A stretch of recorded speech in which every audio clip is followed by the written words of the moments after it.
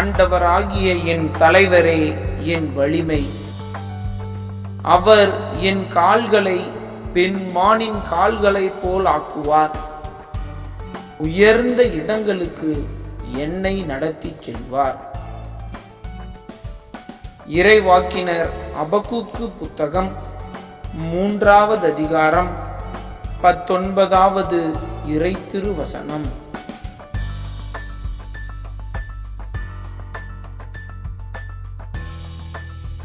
ஆண்டவராகிய என் தலைவரே என் வலிமை. அவர் என் கால்களை பெண்மானின் கால்களைப் போல் ஆக்குவார்.